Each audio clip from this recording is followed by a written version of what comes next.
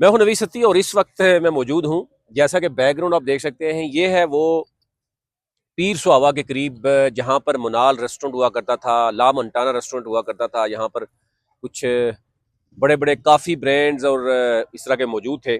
और गुज़िश्ता 2006-07 से वो मौजूद थे और 2024 को फाइनली सुप्रीम कोर्ट ने उनको उठा दिया था।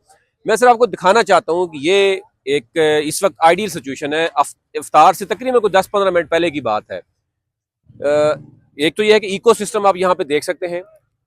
जो फैमिलीज यहाँ पर आई हैं वो आके बैठती हैं, इफ्तार करती हैं और फिर यहाँ से चली जाती हैं। लेकिन इससे पहले चंद माह पहले आप देख सकते थे यहाँ पर एक बहुत बड़ा रेस्टोरेंट होता था, 2-3-4 बड़े रेस्टोरेंट्स होते थे और यहाँ पर पार्किंग नहीं मिलती थी। मतलब पूरे इस रोड पे मैं आपको बताऊं कि हम गुज़िश्ता कई बरसों से इस्लामाबाद में मौजूद हैं।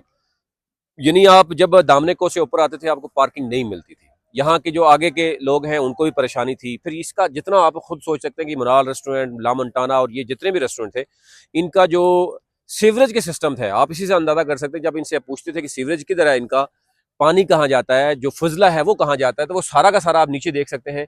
कैमरा आपको दिखा सकता है, नीचे सारा इस्लामाबाद है। तो यहाँ से जो भी फिर यहाँ पर बुरी तरह से इकोसिस्टम जो है वो डिस्टर्ब हो गया था। अब कोशिश तो की जा रही है जनाब कि रौनक बहाल की जाए। अब ये देखें, ये पब्लिक है, पब्लिक के लिए ये इसको अगर आप बेहतरीन करके बना देंगे, बैठने की जगह होगी, लोग आएंगे, लेकिन कोई कंक्रीट कंस्ट्रक्शन नहीं होनी चाहिए। मतलब पहले आपने देखा कि बहुत बड़े यहाँ पर बड़े बड़े अच्छा मसला ये है कि आपका यानी आवाम को कोई फायदा नहीं था। सिर्फ यानी आप देख सकते थे कि बड़ी बड़ी जो अलीट क्लास है वो आती थी यहाँ पर। यानी 4000 प्लस जो है यहाँ पर इफ्तार होता था। लेकिन अब कम अज़ कम ये है कि अवाम खुद आ रही है। अवाम जो है वो 100 रुपीज़ में कुछ इफ्तार करना चाहे या 1000 या घर से बना के लेके आते हैं और लोग यहाँ पर आके इफ्तार कर रहे हैं। अब ये पोजीशन आपको इससे पहले नज़र नहीं आती थी आपको, बल्कि वहाँ से कोई एंट्री नहीं देता था।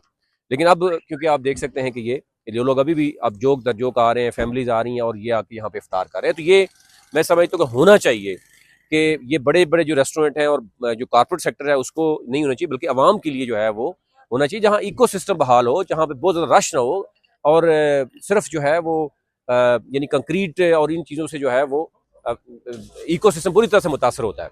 अभी तक लिए मैंने कहा मैं आए हुए हैं तो आपको बता दें।